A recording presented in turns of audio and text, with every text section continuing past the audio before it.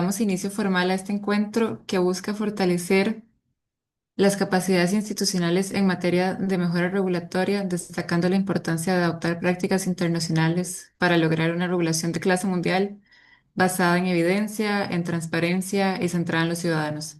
En nombre de la CRC y de la Organización para la Cooperación y Desarrollo Económicos, damos la bienvenida a los participantes de diferentes países y entidades que hoy nos acompañan. Para la apertura oficial, tenemos el gusto de presentar a la señora Claudia Jimena Bustamante Osorio, directora ejecutiva de la Comisión de Regulación de Comunicaciones de Colombia, quien nos ofrecerá unas palabras de bienvenida. Claudia, adelante. Muchas gracias, Gloriana. Muy buenos días a todos. Es un gusto saludarlos en nombre de la Comisión de Regulación de Comunicaciones de Colombia y darles la bienvenida a este webinar hacia una regulación de clase mundial, experiencias OCDE y el proceso de mejora regulatoria que hemos organizado conjuntamente con la Organización para la Cooperación y el Desarrollo Económico OCDE. Agradezco pues de manera muy especial a la OCDE por este permanente apoyo técnico y todo el acompañamiento que han dado en el fortalecimiento institucional de la CRC a lo largo de los años. Y el día de hoy, en particular, pues al señor Manuel Gerardo Flores, coordinador del programa de política regulatoria en América Latina, quien nos acompaña para compartir su amplia experiencia y visión sobre los avances internacionales en materia de mejora regulatoria. Consideramos que este espacio refleja el compromiso que la CRC ha tenido con la adopción de buenas prácticas internacionales para elevar la calidad de la regulación en Colombia. La mejora regulatoria es una herramienta para generar confianza, fomentar la inversión, dotar de transparencia las decisiones y garantizar de esta manera que las decisiones se basen en una evidencia sólida. Desde la CRC hemos entendido que regular mejor no implica regular más, sino regular con una comprensión integral de los mercados y de los ciudadanos a los que por supuesto servimos. Y siempre hacerlo basados en información, en evidencia que nos fortalezcan los análisis técnicos. De esta manera, nosotros hemos continuado incorporando metodologías rigurosas para la definición de mercados relevantes, para nuestro trabajo del día a día. De esta manera, los desarrollos de análisis de competencia, las evaluaciones de medidas regulatorias, las evaluaciones ex post que adelantamos, nos permiten abordar esas particularidades que tienen los mercados, detectar las fallas, actuar de manera oportuna cuando se requiera y, por supuesto, promover la competencia en el sector de telecomunicaciones que regulamos. Hablando de esto, me gustaría de pronto comentarles un ejemplo concreto de este compromiso de la mejora regulatoria muy reciente. Este año expedimos la resolución 7885 de 2025 que atiende a la definición de mercados relevantes de radiodifusión sonora y en ella aplicamos unos criterios particulares. Por ejemplo, eh, por supuesto, se basó en una metodología robusta que estuvo sustentada en el análisis de sustituibilidad desde el lado de la demanda y de la oferta y en la determinación del mercado geográfico de relevante, pues como primeros pasos.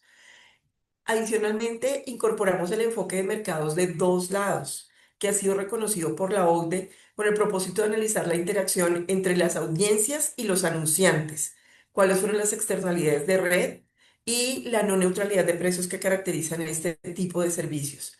Todo esto pues se apoyó en la evidencia empírica y en el diálogo con los agentes del sector, garantizando pues transparencia y participación, como le decíamos que es un pilar fundamental. Por esto vemos que este trabajo reciente pues no solo fortalece la competencia y moderniza el marco regulatorio de la radiodifusión sonora en Colombia, sino que también representa un ejercicio práctico de mejora regulatoria aplicada que consolida esa capacidad analítica y técnica de la CRC y le da seguridad al sector. Bueno, teniendo en cuenta este ejemplo reciente, consideramos que este webinar en el que muchos de ustedes nos están acompañando hoy es una valiosa oportunidad para intercambiar experiencias también con otros reguladores de la región, en especial con nuestros aliados del Foro Latinoamericano de Reguladores Regulatel y de Comtelca, de nuestros amigos de Centroamérica, que promueven la cooperación y el aprendizaje mutuo como pilares del desarrollo regulatorio. Estas buenas prácticas son necesarias y nos benefician a todos. Estoy segura que este diálogo con la OCDE el día de hoy y con todos los participantes va a contribuir a seguir construyendo una regulación más eficiente, más moderna y centrada en los usuarios. Y por supuesto, alineada con estándares internacionales y con la visión pues, de una CRC de clase mundial. Agradezco a todos los asistentes del día de hoy, les deseo una jornada productiva, los invito a interactuar y a llevarse grandes aprendizajes para sus entidades y organizaciones en un futuro muy cercano. Así que bienvenidos a todos y muchas gracias. Agradecemos las palabras de la directora ejecutiva. A continuación, escucharemos la intervención del señor Manuel Gerardo Flores Romero, coordinador del Programa de Política Regulatoria para América Latina de la OCDE, quien compartirá con nosotros la experiencia y las herramientas que la OCDE promueve para fortalecer la mejora regulatoria y la toma de decisiones basadas en evidencia en los países de la región. Antes de darle la palabra a Manuel, nada más recordarle a todos los participantes que pueden hacer preguntas en el chat y nosotros las canalizaríamos a los expositores. Sin más, bienvenido Manuel y muchas gracias por acompañarnos.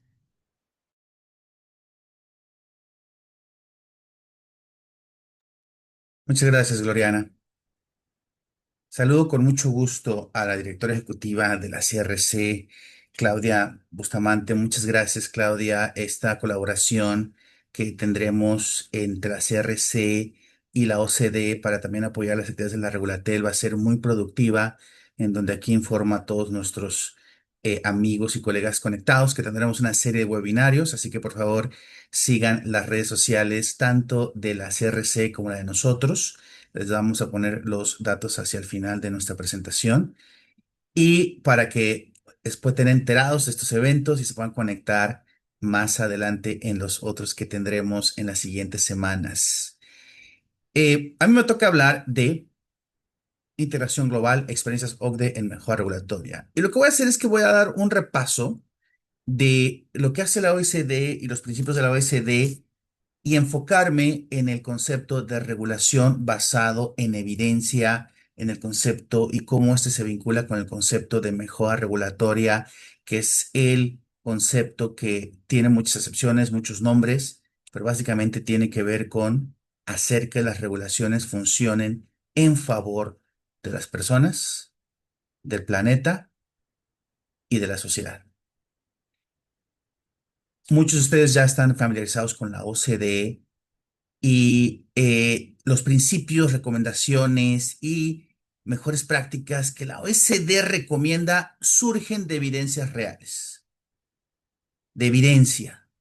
No es un ejercicio teórico, no es un ejercicio académico, no es un ejercicio que venga de alguien que se le ocurrió en su cabecita y dijeron, esto es lo que se debe hacer y se hace. Viene precisamente de evidencias reales. Porque en realidad lo que la OECD es una comunidad, lo que es una comunidad de profesionales, los países miembros, los países asociados, y todo esto tenemos un montón de comités, muchísimos comités, grupos de trabajo, organizamos conferencias, talleres, trabajo por país. Nosotros estamos en constante diálogo con los que diseñan, implementan, evalúan las políticas públicas y nosotros abrevamos de su experiencia, de lo que ellos han tenido, lo que han sufrido y aprendido en el campo, a nivel de cancha. Y esa información nosotros la traducimos en reportes, en recomendaciones, en principios, como los ejemplos que tenemos ahí en pantalla. Es nada más cuestión de que ustedes pongan en su buscador favorito, ¿no? Estos nombres y les aparecen y ya son de descarga gratis. Además de que trabajamos con los países a profundidad y entendemos su realidad y de ahí surgen entonces. Entonces, esto, la OCDE es un aprendizaje entre pares. En la OCDE se crean espacios, así como este, en donde se comparten experiencias y funcionarios públicos de todos los niveles, de todas las áreas. En este caso, nuestro tema es regulación, política regulatoria, mejora regulatoria, simplificación, gobernanza regulatoria, calidad regulatoria, como le quieran llamar, pero tiene que ver con que las regulaciones funcionen para el beneficio de la gente, del planeta y de la sociedad. Y es a través del aprendizaje entre pares. La OECD promueve políticas públicas basadas en evidencia. Y estas evidencias eh, provienen de las experiencias de lo que recolecta la OECD y nuestro lema es políticas públicas basadas en evidencia y por lo tanto son regulaciones basadas en evidencia. Como saben, nosotros trabajamos para fomentar, promover mejores políticas públicas para una vida mejor y en este caso promovemos mejores regulaciones para una vida mejor. La OECD tiene 38 países miembros y ahorita tenemos 4 en proceso de adhesión en el área de Latinoamérica. México, perdón, 4 países que son miembros en Latinoamérica: México, Chile, Colombia y Costa Rica. Y tenemos 3 en proceso de adhesión, que son Perú, Argentina y Brasil. La presencia latinoamericana en OCDE cada vez es más importante, más relevante, y entonces esto es un llamado para que todos los países de la región redoblen esfuerzos para implementar las recomendaciones, principios y buenas prácticas que promueve la OCDE. Mi oficina, mucho del equipo que está aquí conectado, todo el equipo que está aquí conectado de mi oficina de la Unidad de Latinoamérica, nos encargamos de trabajar con gobiernos, ministerios, secretarías, agencias y los invitamos a que adopten recomendaciones, mejores prácticas y principios promovidos por la OCDE para que se conviertan en ejemplo de sus pares, lo que llamamos nosotros campeones, así nos gusta llamarlos. Las recomendaciones de la OCDE no son obligatorias. Los países miembros tienen obligación moral de implementarlas y entonces lo que nosotros buscamos es aquellos gobiernos, agencias, secretarías, ministerios que tengan esa valentía, que tengan ese arrojo, que tengan ese audacia de decir, yo me voy a sujetar a una evaluación internacional, imparcial, objetiva, con estándares internacionales que la OCDE promueve porque quiero mejorar, porque quiero estar entre los mejores, porque quiero recibir esas recomendaciones, esos principios que me digan cómo paso del principio de la recomendación de la buena práctica a yo hacerlo en mi vida diaria dentro de mi trabajo de agencia. Como lo dije, somos promovemos mejores políticas para una vida mejor y recordarles que las recomendaciones, las prácticas, los principios provienen del diálogo, del consenso y de la evidencia internacional, porque a la OECD se le conoce en muchas partes como la casa de las buenas prácticas. Entrando en materia de mejora regulatoria, yo sé que aquí estoy predicando a los convertidos, que hay mucha gente ya muy experta en temas de regulación, pero es importante reconocer por qué necesitamos una regulación de buena calidad, porque las regulaciones de mala calidad entorpecen la capacidad del gobierno de alcanzar sus objetivos. En el día a día, los impactos en la economía, todos estamos conscientes de eso. Hay muchos trámites, mucha regulación. No sabes lo que te van a pedir para poder abrir un pequeño negocio, mediano, grande. Los requisitos, cuánto tiempo se van a tardar. Trámites de los 3 niveles de gobierno, de los 2 niveles de gobierno, trámites locales, regionales, subnacionales, nacionales. Y todo esto, cuando hay mucha regulación, cuando hay muchos trámites, cuando no solo es las personas, sino el propio gobierno, sino los negocios, tienen que cumplir con todos esos trámites, ¿no? Se generan restricciones a la inversión, cuando hay cambios constantes de reglas y se genera mucha informalidad. Latinoamérica, todos los países miembros de Latinoamérica, con probablemente la única excepción es el Chile, tenemos altos niveles de informalidad y están directamente relacionados con la cantidad de reglas, con la cantidad de regulaciones, de trámites que existen. Pero también, más allá de todas las restricciones que genera una alta burocracia, un alto nivel regulatorio en la inversión, en el nivel en la vida diaria de las personas, en el actuar del gobierno, si estas regulaciones son poco claras, no cumplen con su objetivo. Por ejemplo, hay una idea de que se tiene que preparar la regla perfecta, la ley perfecta, el reglamento perfecto.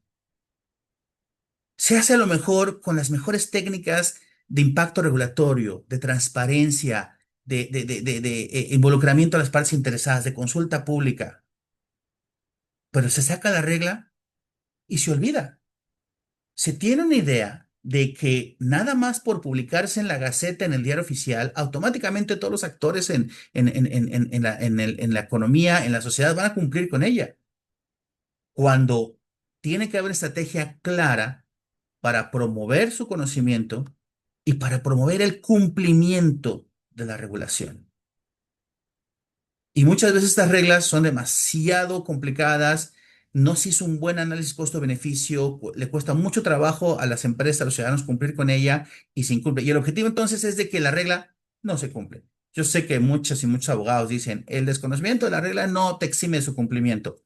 Ese paradigma tiene que cambiar para que precisamente ahora el gobierno se encargue de promover las reglas. De nada sirve una ley, reglamento perfecto si no se cumple, porque al final no se cumple el objetivo de proteger el medio ambiente, proteger a la sociedad, proteger a los trabajadores. Y muchas veces esas regulaciones son poco claras o obsoletas. Y aquí otro elemento muy importante que es riesgo. Casi todas las regulaciones que emiten los gobiernos tienen que ver con proteger a la sociedad de algún riesgo. Riesgo a su salud, riesgo a su integridad física, riesgo al medio ambiente. Y entonces se toma una idea de que la misma regla para todos, no importa si es un negocio pequeño como una empresa, como una pequeña empresa que vende ropa o que vende alimentos, pero sin poco riesgo, a una empresa de producción de químicos. La regulación tiene que ser proporcional de acuerdo a su riesgo. Cuando se aplica la misma regla, a los pequeños los afectas demasiado y a los grandes no los regulas bien, y entonces no se cumple con los objetivos.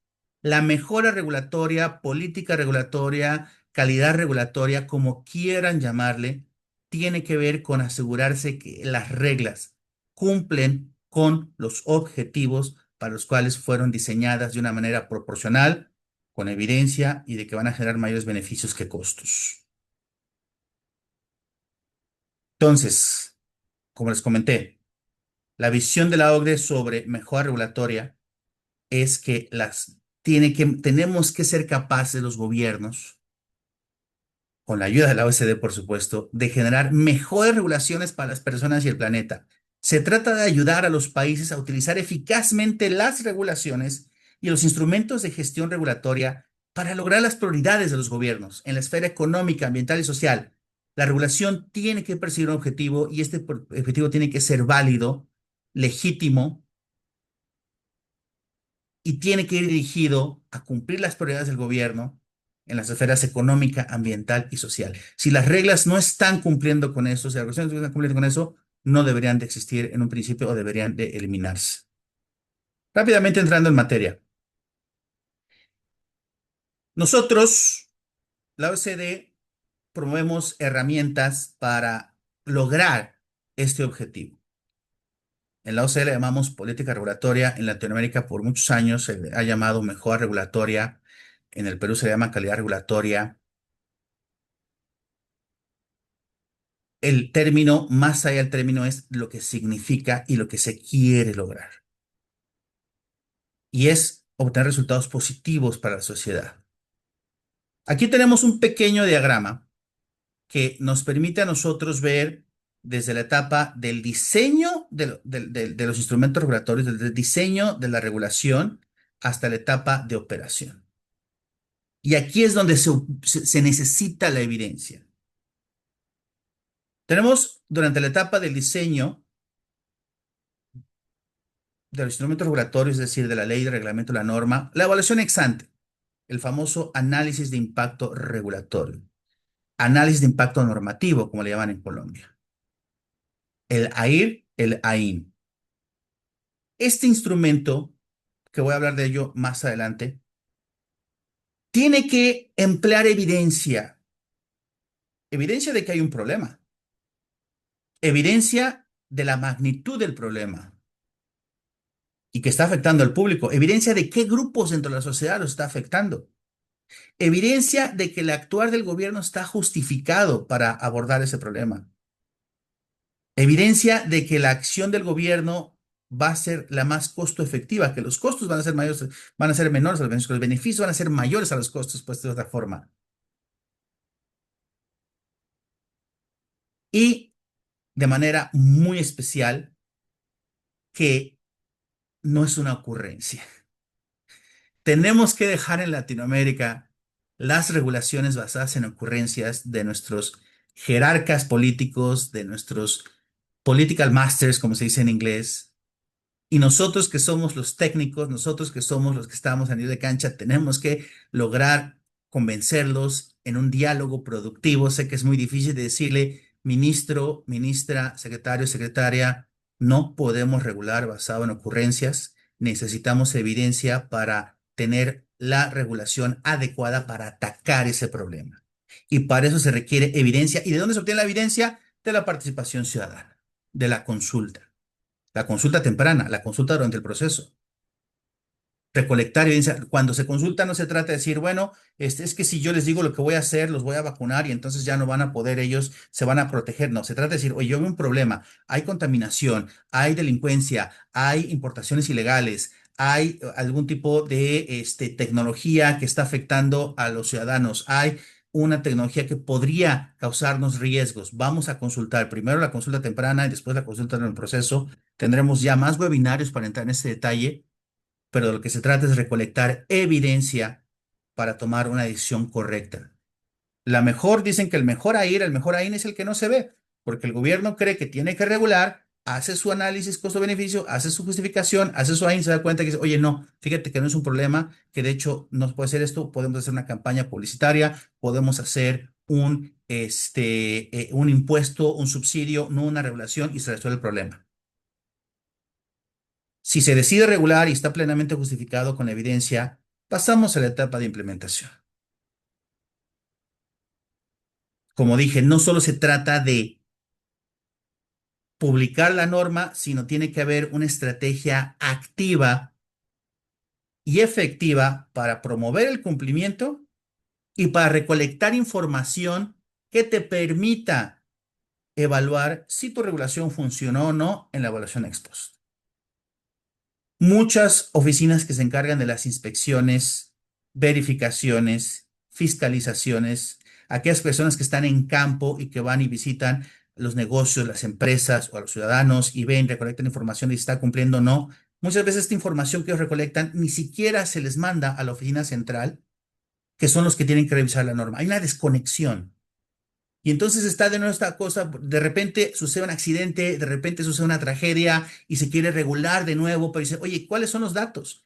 ¿Qué me dice? ¿Dónde están los principales problemas porque la gente no está cumpliendo? ¿Sabes por qué no está cumpliendo? Les cuesta trabajo cumplir. ¿Qué requisito? De repente hay un requisito que solo lo puede obtener la universidad de tal ciudad y cumplir con eso cuesta muchísimo dinero, muchísima plata. Entonces los gobiernos no cumplen con ello y entonces suceden accidentes. Y nadie se entera de eso, porque no hay recolección de datos, porque no hay una forma de verificar qué afecta el cumplimiento y por qué las empresas no están cumpliendo. ¿Es por desconocimiento? ¿Es porque es muy caro? ¿Es porque no quieren? Hay una gran variedad de esos temas y la OCDE tiene todo un toolkit, una guía que les ayuda a establecer ese tipo de estrategia. Entonces, una vez que está la regulación, hay que implementarla y se requiere evidencia de que está funcionando para luego, como muchos conocen, la evaluación ex post. En la etapa operativa ya es, vamos a ver si ahora el cumplido después de unos 5 años más o menos, 3, 5 años como mínimo, máximo, mínimo 3, máximo 5, hacer la evaluación de esa regulación para ver si efectivamente resolvió el problema que tuvimos en un principio. Bueno, ahora hablando de estas tres herramientas que los llamo las herramientas clásicas. La evaluación ex ante, el AIR, el AIN, la consulta, la participación de las partes interesadas y análisis ex post. Hay otras herramientas a las que los llamo las básicas, que son las licencias y permisos, la simplificación.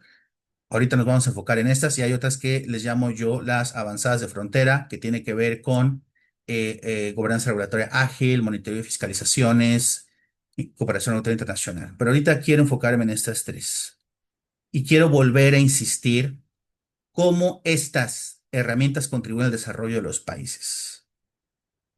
Lo logran a través de asegurarse que las regulaciones son adecuadas para su propósito, que no se está tratando de buscar un objetivo de recaudación, que no se está tratando de buscar un objetivo de apoyar a un grupo social político específico por cabildeo excesivo, que no se trata de ocurrencias, que se trata precisamente de entender la evidencia que hay detrás, que persiguen un objetivo legítimo de política pública, que generan más beneficios que costos, y de esta forma evitar cargas innecesarias para los ciudadanos y las empresas. En los tres casos se requiere mucha evidencia y obviamente la consulta requiere la consulta, si no, no funciona. Pero aquí la clave es la evidencia, tú la recolectas de fuentes oficiales de información, pero también de la consulta pública con las personas, con los afectados, con los que la van a implementar, con los que van a recibir los beneficios, con los que van a tener los costos. Hay muchas áreas de oportunidad en toda Latinoamérica para seguir trabajando en la implementación de estas tres herramientas. En algunas ocasiones estas herramientas se han convertido en una lista de verificación, nada más un checklist. Ah, ya lo hice, sí, sí, sí, cuando realmente lo que se trata es de hacer una evaluación profunda para asegurarse que la evaluación está basada en evidencia. ¿Qué fácil, qué aspectos rápidamente se puede identificar que son claves para la implementación exitosa de estas herramientas? Número uno, tiene que haber una base jurídica. Y una base jurídica que obligue a los ministerios, a las dependencias, a las secretarías a hacerlo. En el caso de los reguladores independientes como la CRC, la OCDE es muy clara. Estos reguladores económicos independientes tienen que tener un sistema de estas herramientas, AIN, consulta, ex post, que ellos mismos los manejen y que sea separado del gobierno central. Así está en Colombia, así está en Perú, así está en Costa Rica.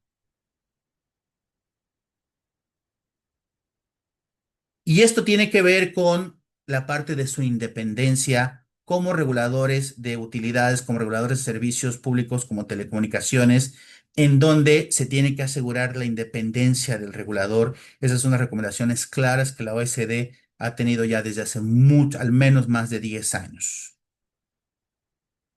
Y así es como se maneja. El resto, los ministerios, los que son parte del centro de gobierno, tienen que ser parte del sistema de AIN, que establece el gobierno central. Pero tiene que haber una base jurídica, no puede ser opcional, no puede decir si lo quieres, hazlo, si no, no. Porque si no, surge todo este flujo de regulaciones sin control, basados en ocurrencias, basados en decisiones políticas, alejados de la evidencia y que eventualmente va a afectar a la sociedad de una manera significativa. Se requiere una base jurídica. Hay que hacer la IN, hay que hacer la IR, hay que hacer la consulta, hay que hacer el expost. Aquí en esta filmina tienen ahí dos documentos en donde se vienen muchas recomendaciones de cómo debería funcionar esto. Tiene que haber una supervisión. Los gobiernos tienen que estar, tiene que haber una oficina dentro del gobierno que identifique quién está haciendo la IN, quién no, y de cierta forma llevar un control de eso y hacerlo público. En el caso de reguladores independientes como la CRC, como otros organismos independientes, como por ejemplo, también en Brasil, ellos tienen su sistema de AIR ex ante, el homólogo de la CRC allá en Brasil que se llama Anatel. Todos estos organismos independientes, ellos han hecho un compromiso con todos sus administrados, con todos sus regulados, con todo el público diciendo, nuestro proceso de regulación es transparente y es lo que nos va a mostrar enseguida la CRC. Nuestro proceso es transparente, nosotros mismos nos imponemos la disciplina de la mejora regulatoria, de la regulación basada en evidencia y miren lo que hacemos y nosotros regulamos sin sorpresas, sin sobresaltos. Es un compromiso de rendición de cuentas, es un compromiso de transparencia. Como le dijeron a Spider-Man una vez, a mayor poder, mayor responsabilidad, así es los reguladores económicos. A mayor independencia, mayor obligación de rendir cuentas y ser transparentes. Y la CRC, también muchos reguladores económicos del Perú, reguladores independientes también de Brasil, tienen estas gran característica de que hacen el AIR y lo hacen muy bien y hacen la consulta, como veremos a continuación. Pero para gobiernos centrales, para ministerios, tiene que haber una supervisión activa. Se tienen que generar capacidades, tiene que haber un gran esfuerzo para que todos los funcionarios públicos que en algún momento de su vida van a tener que hacer una IN, o van a tener que hacer una IR, o van a tener que hacer la consulta, lo hagan bien. Tenemos información anecdótica en la OECD que en la vida de un profesional de gobierno, si le toca hacer dos AIRs en su vida, son muchos. Casi siempre lo hacen una sola vez. Y en ese momento que la tiene que hacer, tiene que estar todos los recursos de capacitación, guías, sistemas electrónicos para facilitar eso. Pero realmente, ¿qué se requiere? Se requiere un compromiso real de los líderes políticos de los países, de las agencias, para que estas herramientas se adopten de una manera adecuada. En la OCDE hemos recolectado datos. Esta información ustedes la pueden, aquí está el link, ustedes lo pueden ver y ahí está la información. Y aquí tenemos para regulaciones secundarias la información que está aquí no incluye a organismos independientes como la CRC, solamente incluye a los gobiernos centrales, en este caso, todos los que están, en el caso de Colombia, en el caso bajo la tutela del DNP, ¿sí? Y de los gobiernos centrales del resto de los países de Latinoamérica. Entonces aquí tenemos esto mide, básicamente la lógica es, entre más alta es la barrita, más el gobierno o país está adoptando recomendaciones de la OECD en materia de preparación de impacto regulatorio. Aquí tenemos a los de alto desempeño, como la Unión Europea.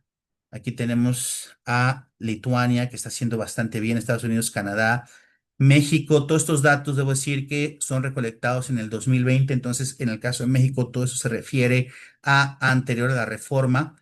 Esto pronto lo actualizaremos para ver cómo está México ahora con las nuevas reformas que se aplicaron, ¿no? Esto es previo a la gran reforma que hubo en México. Colombia está apenitas por encima de el promedio de la OECD, y por acá tenemos también a Costa Rica, que está por encima del promedio de la OECD en la preparación de la IR, ¿no? Y acá rezagados tenemos a Chile. En el caso de consulta pública, perdónenme, es que la barra que tengo yo aquí me cubre el título. Me retracto. Esto aquí lo que tenemos es la consulta pública. Una disculpa. Esta barrita me cubre el título. Esto es consulta pública y aquí es donde tenemos a México, a Colombia por encima del promedio, Costa Rica también y a Chile aquí un poquito rezagado. Ahora sí vamos a ver impacto regulatorio. Tengan en cuenta, México liderea, vuelvo a insistir, esto fue antes de la reforma. Y acá luego tenemos a los otros países, Costa Rica por encima del promedio, y aquí también tenemos a Colombia y a Chile un poco rezagados. Repito, estos son datos de el gobierno central. Esto no incluye las prácticas de la CRC, que son bastante avanzadas. Los de alto desempeño, aquí tenemos a Corea, Canadá, a Reino Unido. Y esto tiene que ver con regulaciones que emiten los poderes ejecutivos, no que salen del Congreso. Y luego finalmente aquí tenemos la evaluación ex post, en donde de alto desempeño está Corea, Australia, de nueva cuenta México, previo a la reforma. Y acá tenemos ahora a Colombia por este lado, aquí a Chile y Costa Rica, en donde hay amplias oportunidades para mejorar estas técnicas. Entonces, como pueden ver, el mensaje de aquí es de que hay amplias oportunidades en la gran mayoría de los países latinoamericanos. Los miembros que son ahorita, ya cuando Argentina, Brasil, Perú sean miembros, se incluirán aquí en estas revisión. Hay amplias oportunidades para mejorar estas herramientas a nivel central, y ahorita vamos a ver el caso de la CRC como regulador independiente, que les puedo decir que sus prácticas son mucho más avanzadas que las de sus contrapartes nacionales. Cerrar de nuevo con esto e insistir. ¿De qué se trata la regulación? Se trata de eh, eh, eh, eh, se trata de un segundito. Gracias. Mejores regulaciones para las personas y el planeta. Al final del día, las regulaciones tienen que trabajar para las personas y para el planeta. Tenemos que ser capaces, como gobiernos, con la ayuda de la OECD, por supuesto, de emitir regulaciones que mejoren la vida de las personas, que los protejan de los riesgos, que le permitan tener mayores opciones de productos, servicios a mejor calidad, que les permita tener un medio ambiente sano, sin contaminación, que permita tener a productos innovadores, productos nuevos, pero seguros a la vez. La regulación tiene que ayudar a los gobiernos a cumplir con esos objetivos, con esas solicitudes de la gente que les está pidiendo. Si las regulaciones no están funcionando para eso, habrá que eliminarlas, habrá que cambiarlas. O desde un inicio hay que emitir las regulaciones adecuadas para ello. Sabemos que hay unas preguntas en el chat, las vamos a dejar hacia el final, preguntas que combinen tanto la presentación de OCDE como la presentación de la CRC. Y con esto me detengo. Estuve 3 minutos tarde, pero creo que no estuvo tan mal. Muchísimas gracias. Muchas gracias, Manuel. Continuamos con la sesión. Sí, ¿sí me oyen bien? Creo que soy yo bien. Sí, sí, tenemos bien. Ah, ok, súper. Continuamos con la sesión del diagnóstico a la acción, la mejora regulatoria en la CRC, a cargo de Isabela Rusi y René Ramírez, asesores de la CRC, quienes presentarán los avances y resultados del proceso de mejora regulatoria aplicado al proyecto de definición de los mercados relevantes en radiodifusión sonora. Este caso muestra cómo la CRC ha integrado los principios de mejora regulatoria promovidos por la OCDE, como son la transparencia, el uso de evidencia y la participación, para mejorar su marco regulatorio y fortalecer la competencia en el sector. Sin más, le dejo la palabra a Isabela y a René. Adelante, muchas gracias.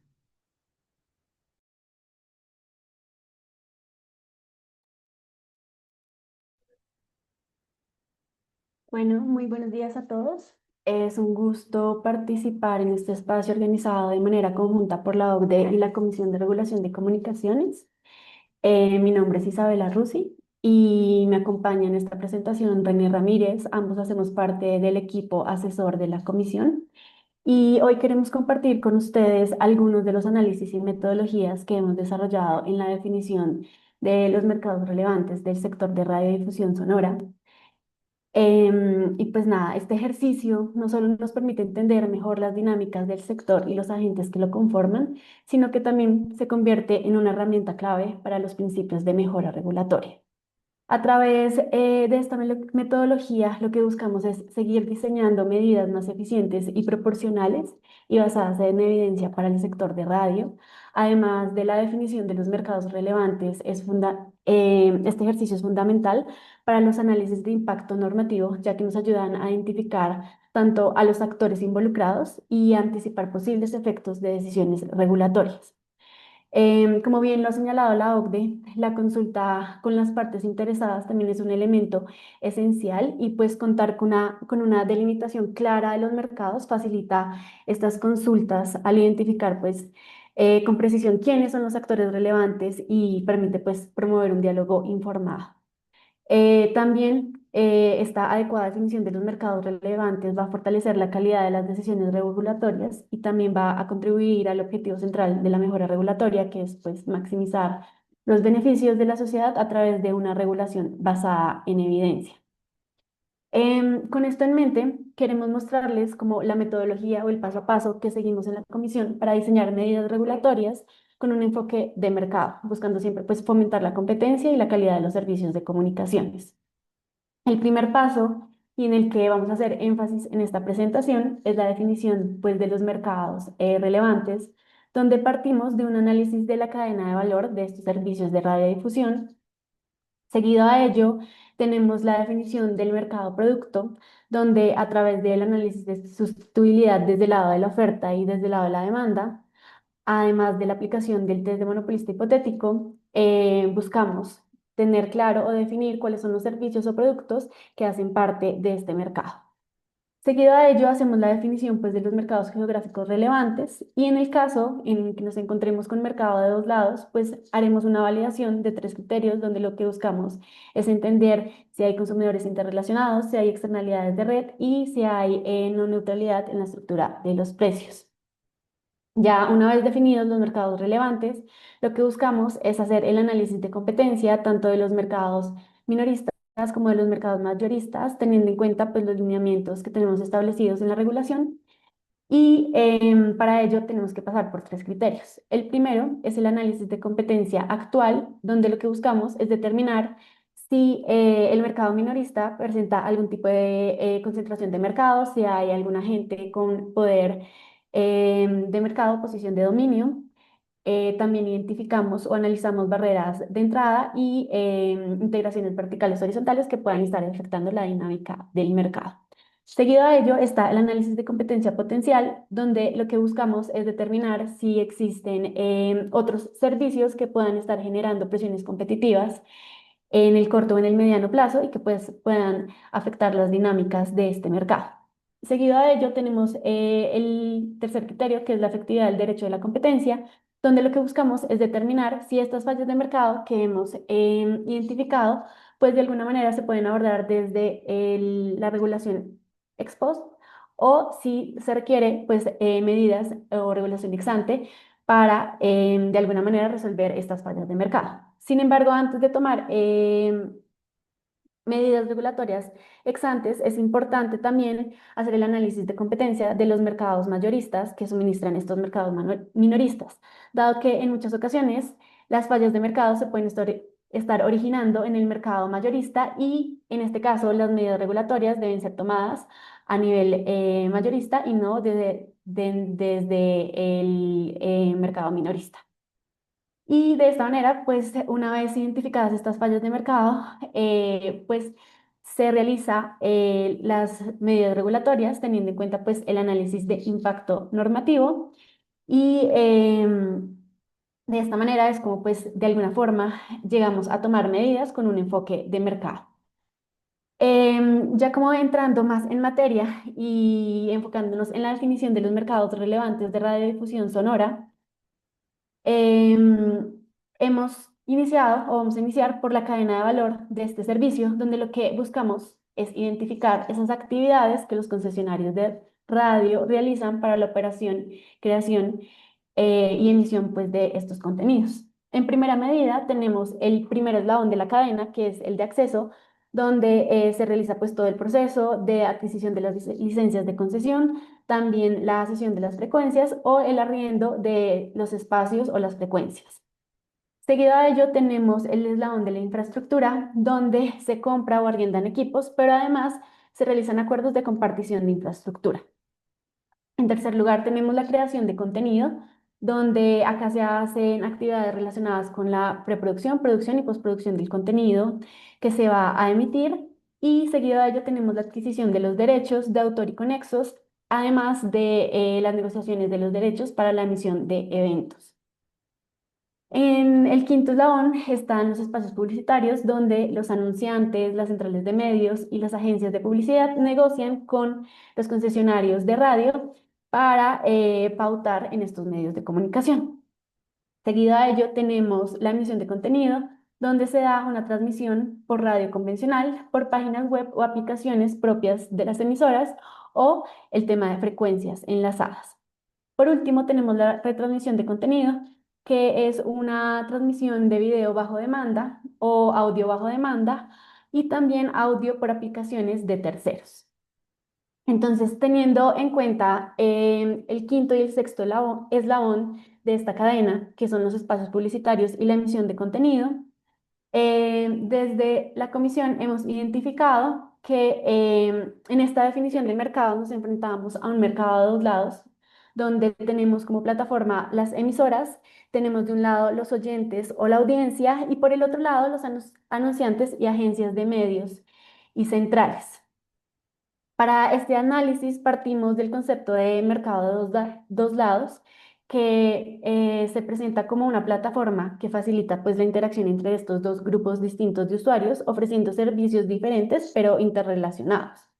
Y este tipo de mercados pues tiene externalidades de red, es decir, el valor que un grupo de usuarios percibe depende del número de participantes del otro lado. En el caso de radio, por ejemplo, pues mientras más oyentes tiene una emisora, pues mayor es el interés de los anunciantes por pautar.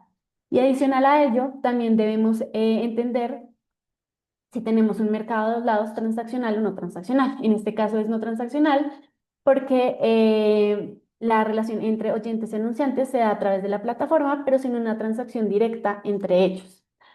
Ahora bien, en consideración a las recomendaciones de la OCDE, al analizar la competencia en este tipo de mercados de dos lados, pues se recomienda definir primero cada lado por separado, el de los oyentes y el de los anunciantes, y luego identificar esas relaciones que se generan entre ambos a través de la emisora como plataforma.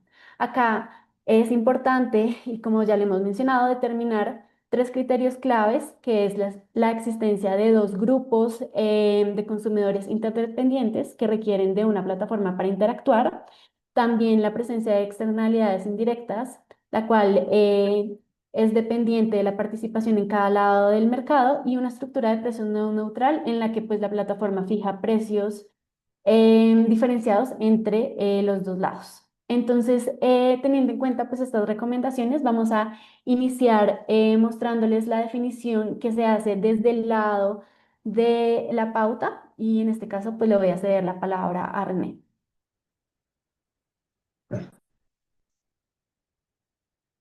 Buenos días.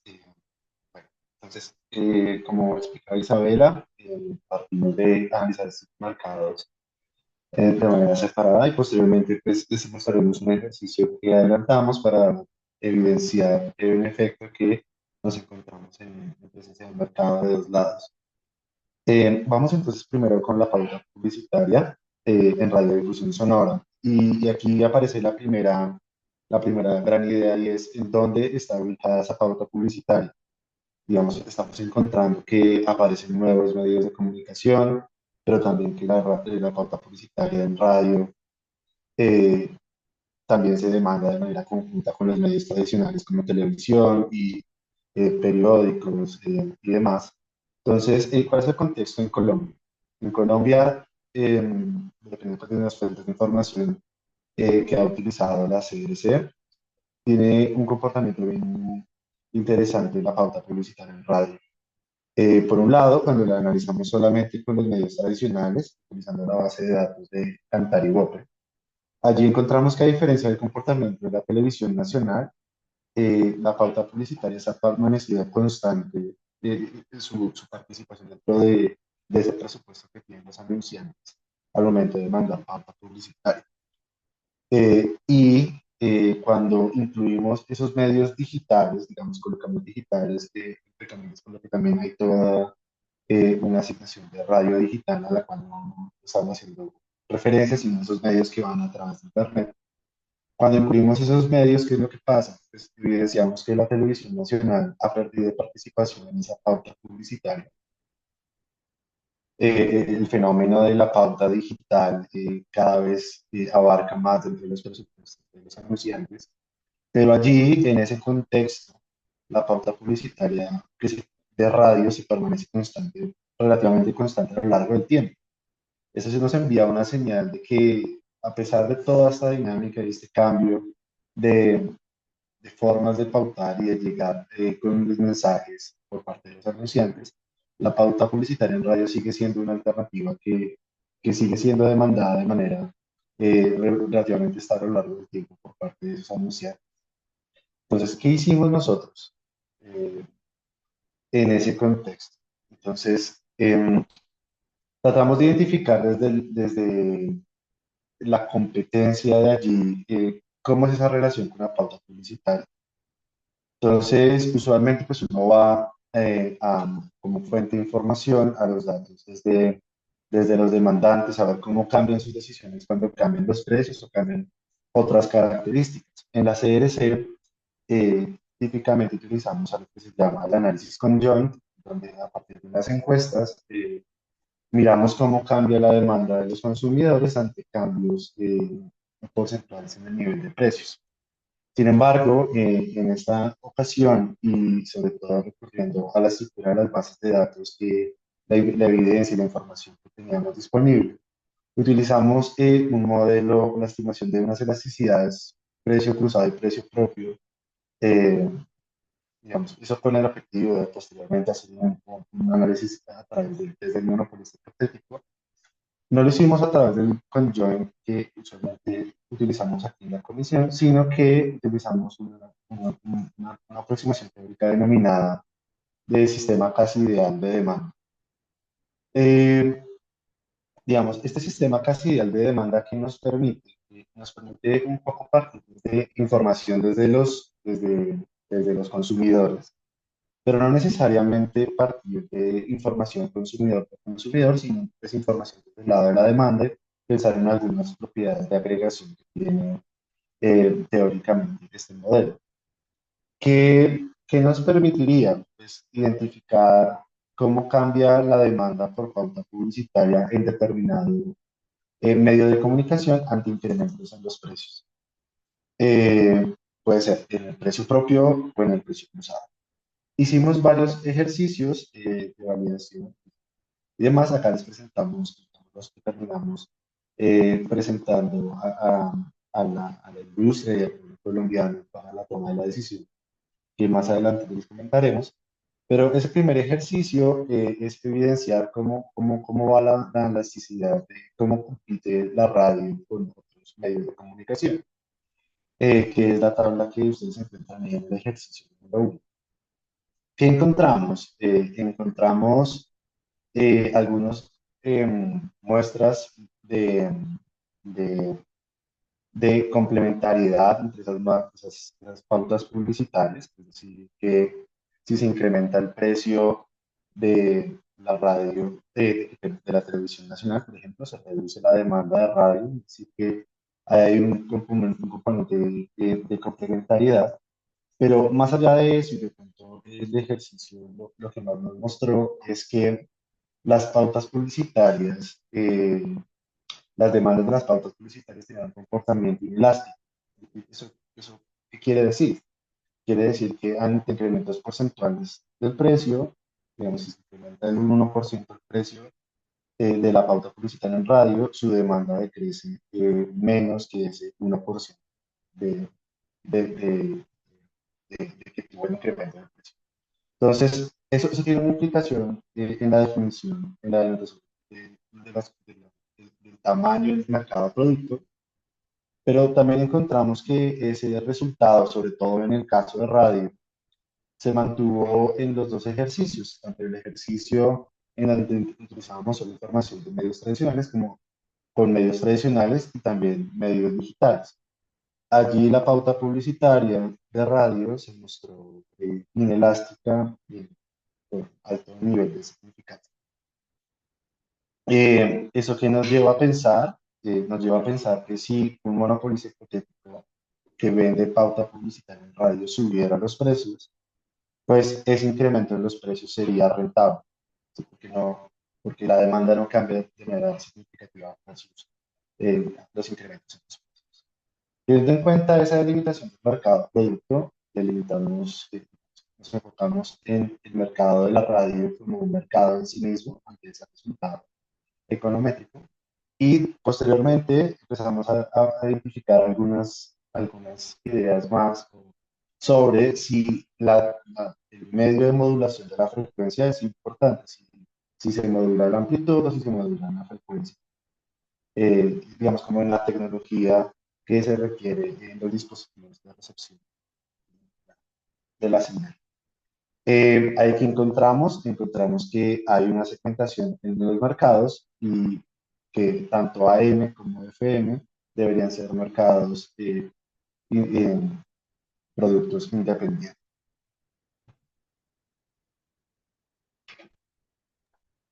Bueno, una vez definido este mercado de pauta, nos centramos en la definición del mercado de contenidos de radiodifusión sonora. Y para iniciar con este análisis, consideramos relevante mostrarles algunas características particulares de hábitos y consumos de los oyentes en Colombia, basados en el estudio continuo de audiencia radial que tenemos en el país, donde en primer lugar vemos la evolución de la adopción de nuevas tecnologías para la escucha de contenido radiodifundido por Internet. Y lo que vemos es que en los últimos años hemos pasado de un 20% de los oyentes de radio por Internet a un 26%. Adicional a esto, pues cuando analizamos cuáles son esos dispositivos que frecuentemente usan los oyentes para escuchar la radio, cuando vemos estos medios de recepción de radiodifusión sonora, tenemos que los dispositivos más usados es la radio tradicional y el celular radiodifundido. Mientras que para el caso de la recepción de medios de radio por Internet, los dispositivos más usados son el celular por Internet y el computador. Y adicional a ello, pues a pesar de esta adopción de tecnología por parte de los oyentes, para la escucha de estos contenidos radiodifundidos.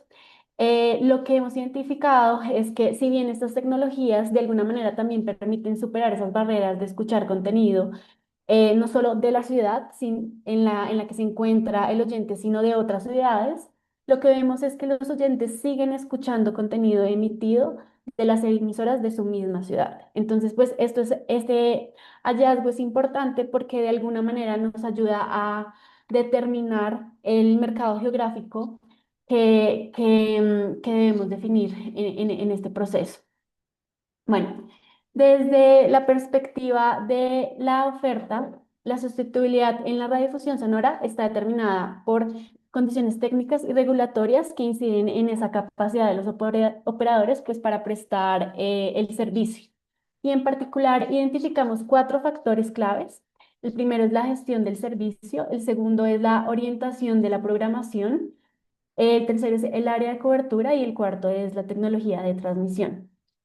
Y de alguna manera la coexistencia de tecnologías como AM y FM y estas nuevas plataformas digitales permiten a los operadores pues elegir el modelo más eficiente según su audiencia y la estructura de costos. Mientras AM ofrece mayor alcance pero menor calidad de sonido, pues FM va a brindar mejor calidad, aunque pues una cobertura mucho más limitada. Además, el alcance geográfico pues define el tipo de servicio, es decir, tenemos zonal restringido o local restringido, y esto de alguna manera está determinando el tamaño y la localización de la audiencia de cada una de las emisoras. Por último, dado que se trata de un mercado de precio cero, pues la competencia se da principalmente por la calidad del sonido y la calidad del contenido. Y en este contexto, pues las emisoras AM conforman un mercado diferenciado, mientras que las emisoras comerciales y comunitarias que se encuentran en FM compiten más directamente al compartir audiencia y pues modelos operativos muy similares. Ahora bien, desde la perspectiva de la demanda, el análisis de sustituibilidad se abordó aplicando una variación del test de monopolista hipotético, conocida como la prueba de disminución pequeña pero significativa y no transitoria en la calidad del contenido. Y en este marco, pues la comisión examinó algunas relaciones entre los diferentes servicios de radiodifusión sonora, considerando pues estos hábitos y patrones de consumo de los oyentes en busca pues de determinar si existían relaciones de sustituibilidad entre las emisoras tradicionales y otros servicios como la radio por internet o los servicios OTT de audio. Y también analizamos los patrones de sustitución entre los distintos tipos de emisoras, es decir, comerciales y comunitarias o comunitarias étnicas, teniendo en cuenta pues la tecnología de transmisión utilizada y pues estos análisis se soportaron en resultados de los estudios del estudio continuo de audiencias de la radio, que pues es una de nuestras fuentes principales de información. Los datos muestran que la audiencia de FM está más equilibrada entre los diferentes grupos de edad y especialmente son oyentes entre los 18 y los 54 años, mientras que la audiencia AM pues, se concentra principalmente en adultos mayores. Pues esto de alguna manera evidencia diferencias claras entre los públicos de ambas bandas y adicional a esto, ante una degradación significativa de la calidad del contenido de una emisora FM, pues los oyentes de alguna manera no van a migrar a las emisoras AM, ya que su preferencia por AM responde también a la calidad del sonido y pues la disponibilidad de las emisoras y los hábitos consolidados de escucha que ya tienen sobre esta banda. En cuanto a la relación de la radio por Internet, los resultados de este estudio confirman que pues, la mayoría de los oyentes sigue prefiriendo las emisoras locales y solo un porcentaje muy bajo accede a emisoras para escuchar contenido de otras ciudades a través de Internet. Por último, aunque han surgido nuevas formas de acceso al contenido radiofónico, pues la radiodifusión tradicional continúa siendo el principal medio de consumo en Colombia, consolidándose como un mercado de alcance municipal donde la programación y la oferta de contenidos pues responde a las particularidades de cada territorio o de cada ciudad. Bueno, con esto vamos a la definición del mercado de dos lados y te cedo la palabra, René. Bueno, bueno, entonces como gran resumen de lo que acabamos de presentar, tenemos los dos lados. Por un lado está el lado de emisión de contenidos de radiodifusión sonora. Allí los oferentes son los operadores de radiodifusión sonora y sus demandantes son los oyentes. Por el otro lado está el mercado de los espacios publicitarios en radiodifusión sonora, donde nuevamente los oferentes son los operadores de radiodifusión sonora y sus demandantes son anunciantes, centrales de riesgo o agencias de publicidad. Entonces, ¿cuál es el rol que tiene el operador de radio allí? Es una plataforma que pues trata de generar su contenido, en el abstracto, pues digamos, es una plataforma que trata de generar su contenido con un objetivo, y el objetivo pues es hacer algo que sea atractivo para los consumidores del lado de la audiencia, ¿cierto? Para que acudan a las emisoras por el contenido. Pero al mismo tiempo, pues esa llegada de poder transmitir mensajes, pues le permite la opción de ofrecer algo más, que es incluir pauta publicitaria en medio de sus transmisiones. Y ahí es donde está el otro lado, ¿no? Que tiene la pauta publicitaria, donde se conecta con los anunciantes. Digamos, ahí tiene que jugar con las dos cosas, y es por el lado de la existencia de las externalidades indirectas de red. Por un lado, pues no puede abusar colocando mucha pauta publicitaria, porque pues en ese contexto deja de ser atractivo para la audiencia, pero también por las particularidades tecnológicas que tiene aún la radiodifundida, pues las emisiones radiodifundidas, pues como no pueden cobrar en el lado de la audiencia, su fuente de financiación principal termina siendo la pauta publicitaria. Luego tiene que haber allí esa interacción para que funcione el negocio. Entonces, ¿qué hicimos nosotros? ¿Qué hicimos nosotros? Pues tratando de acudir a la evidencia empírica más allá de este relato pues que resulta completamente razonable pues de la operación de una emisora de radio. También tratamos de acudir a los datos a ver si esas externalidades de red las podíamos evidenciar en el caso colombiano. Entonces, para eso seguimos pues, tenemos toda una línea de literatura donde, digamos, una publicación muy reciente es de una autora rusa donde trató de analizar, eh, evidenciar los efectos de red sobre los canales de televisión en Rusia. Nosotros tratamos de adaptar toda esa línea una línea de investigación para el caso colombiano eh, y siguiendo esas metodologías. Entonces, ¿qué hicimos? Se hacen dos estimaciones. Por un lado está la estimación del efecto de la audiencia sobre la pauta publicitaria, o sea, sobre el lado de la pauta, y el lado de la pauta sobre la audiencia, es decir, cómo afecta la inclusión de pauta sobre la audiencia, sobre la demanda del contenido por parte de la audiencia. Entonces, al lado izquierdo está ese efecto que tiene la audiencia sobre la pauta publicitaria. Digamos, en abstracto uno piensa que es positivo. ¿Por qué? Pues que a mayor pauta publicitaria, qué pena, a mayor audiencia que tenga la emisora, pues más atractiva va a ser esa pauta para los demandantes, para los anunciantes. ¿Por qué? Porque va a llegar a más público. ¿Qué logramos encontrar nosotros? Nosotros encontramos que a mayor audiencia de la emisora, em, la emisora está facultada para colocar un precio más alto.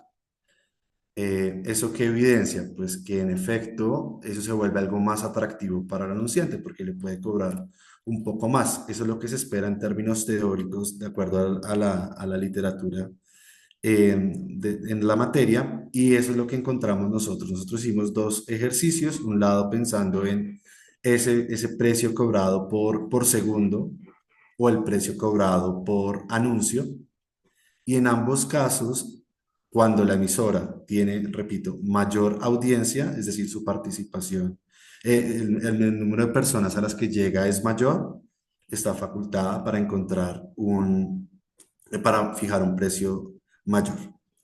Eh, digamos que en esa estimación tuvimos en cuenta pues, los efectos de temas de temporales por año, em, por cuatrimestre, dependiendo de la información que tenemos, y además también por emisora. Entonces, allí encontramos lo que usualmente se espera, lo que la literatura suele encontrar, y es que demás. Ahora, por el otro lado, encontramos que qué efecto tiene la pauta sobre la audiencia.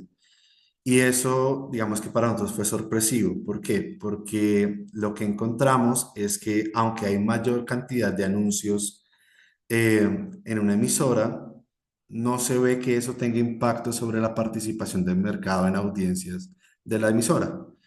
Eso quiere decir que no necesariamente porque se incluya algo, no digo algo excesivo, ¿no? Pero un poco más de pauta publicitaria, en realidad eso vaya a tener un efecto sobre la participación en audiencias. Creo que este es un resultado preliminar que nos fundamentó para decir, en efecto, estamos en un mercado de dos lados, si bien no tenemos las externalidades típicas de ambos lados, en la literatura los mercados de los dos lados se permite que, digamos, haya solamente efectos de un lado hacia el otro y en realidad muestra que cualquier operador de radiodifusión sonora pues tiene que tener en cuenta ese efecto de la audiencia al momento de fijar los precios, pero también tiene que tener en cuenta cómo la audiencia, cómo esa pauta puede afectar su desempeño em, em, con su público objetivo.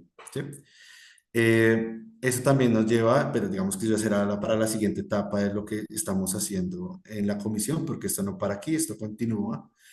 Y en lo que sigue es evaluar el poder de mercado que puedan tener las emisoras, los operadores de radiodifusión sonora. Y para eso pues se tendrá que tener en cuenta estas externalidades de red, ¿no? Porque la mayor participación en audiencia pues le dará otra forma y otras estrategias de fijación de precios en los mercados de pauta publicitaria. Eh, con la evidencia que les hemos comentado hasta el momento, la CRC expidió una resolución en la cual incorporó estos mercados a su cuerpo normativo y pues nuevamente anunció que esto continuará y que seguirá con los análisis de competencia que puede o no, dependerá la evidencia, llevar a evidenciar, a encontrar fallos de mercado que puede que o no se tengan que corregir desde nuestras competencias. Eso es nuestra presentación. Muchas gracias. Discúlpenos por haber abusado un poco del tiempo. Muchas gracias, Isabel y René. Súper interesante la presentación. En esta parte final le abrimos un espacio para preguntas y comentarios del público. Por favor, no duden en escribir sus inquietudes en el botoncito de cuya que está abajo, para que nuestros panelistas las puedan responder. En lo que tenemos más preguntas, ya hay una pregunta y es, en el caso del mercado colombiano, las nuevas tecnologías no han permeado en la comercialización de los espacios publicitarios. Aún podemos hablar de un mercado relevante a la comercialización de espacios en radiodifusión cuando año con año las plataformas OTT, podcast y de streaming van ganando terreno. Entonces les paso la palabra a ustedes, René e Isabel.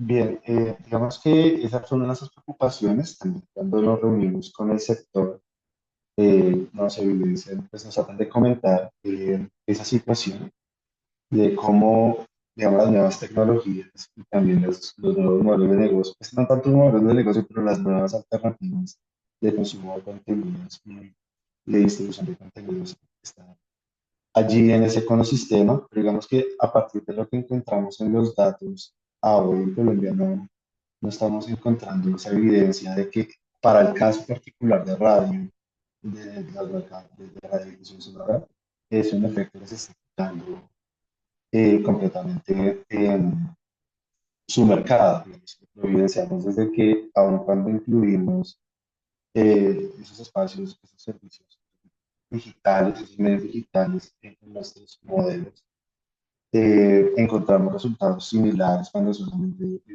analizamos los medios tradicionales y también encontramos que la pauta publicitaria, a pesar de todas esas inclusiones, eh, se mantiene estable dentro de ese mix de medios que hacen los anunciantes.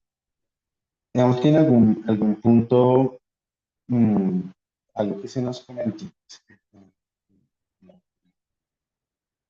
como en las mesas de trabajo, es un poco también cómo funciona la radio en Colombia, y es un poco más una radio de compañía que está migrando hacia allá. A ver, es algo que está presente mientras hacemos otras actividades y se permanece presente durante todas las actividades sin necesidad de que uno esté cambiando de emisora o de medio simplemente porque emerge la pauta publicitaria. Y creemos que eso puede ser en parte la explicación. eh, y es porque, digamos, si uno va conduciendo en Bogotá, de pronto pone la emisora, va sonando una canción, suena una pauta publicitaria de 10, 15 segundos tal vez, y vuelve y suena otra canción, no necesariamente va a cambiar de medio por eso, porque pues, en realidad estoy haciendo otra actividad, que es movilizarme desde mi trabajo a mi casa. Sí. Y creo que eso también puede estar teniéndose en cuenta por parte de los anunciantes al momento de crear sus campañas publicitarias, en donde tal vez el medio de la radio, los medios de comunicación de la radio se vuelven algo de recordación, permanencia de las marcas. Eh, Permanencia de las marcas, digamos que sobre eso pues no hay una evidencia cuantitativa completamente, entonces es algo un poco más de corte cualitativo en lo que nos han contado, pero digamos que encaja un poco bien con todos los hallazgos que también hemos encontrado en términos numéricos. Digamos, la comisión no la veo realmente, estamos realmente a que eso pueda cambiar, esto es algo cíclico y encontrando en un par de años a la vuelta de la esquina nueva evidencia, pues los mercados pueden ser más amplios o pueden modificarse, pero de acuerdo a lo que hemos encontrado, eh, eh, son las que soportan nuestras conclusiones. Muchas gracias, René. Antes de seguir con las preguntas que tenemos en el chat, creo que una pregunta que va a surgir es ¿cuánto tiempo les tomó hacer este análisis y cuáles han sido algunos de los principales retos que han enfrentado al momento de hacer el análisis?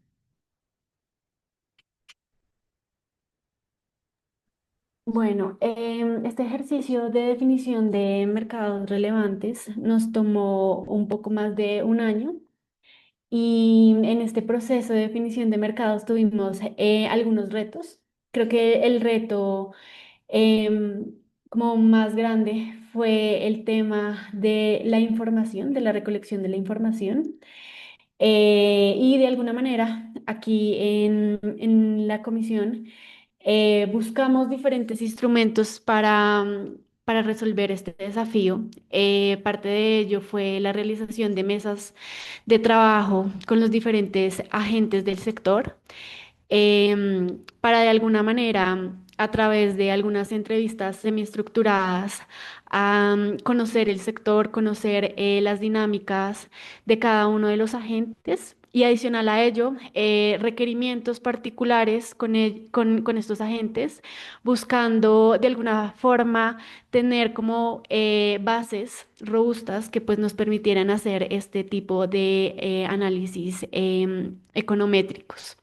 Adicional a ello, como ya bien lo dijimos en la presentación, también tenemos contratado un estudio continuo de audiencias radiales que de alguna manera también nos permite contar con información relacionada con los hábitos y consumo de los oyentes. Entonces, pues este fue como el reto principal, precisamente porque lo que buscamos es, a partir pues de esta mejora regulatoria, pues contar con evidencia sólida que nos permita pues tomar decisiones basadas en evidencia. No sé, René, si me quieres complementar. Sí, eso sería. Gracias. Perfecto, muchas gracias. Tenemos otra pregunta acá en el chat. Bueno, hay una pregunta sobre si el webinar se podrá ver en YouTube. Lo vamos a subir a diferentes redes sociales y vamos a compartir los links, entonces por eso no se preocupen. Hay una pregunta de José Gómez que habla sobre los cambios que se han visto, sobre todo en Europa, al moverse de, por ejemplo, hacia una transformación regulatoria más enfocada en como la regulación de telecomunicaciones como de una forma integral, más que como silos y con un foco bastante grande en la desregulación y simplificación. Y la pregunta es que si la CRC puede moverse hacia una revisión integral de la regulación de telecomunicaciones que precisamente supere esta visión de silos y analice de forma conjunta a los agentes, los OTT, perdón, y todo el como conjunto de actores que participan en el ecosistema.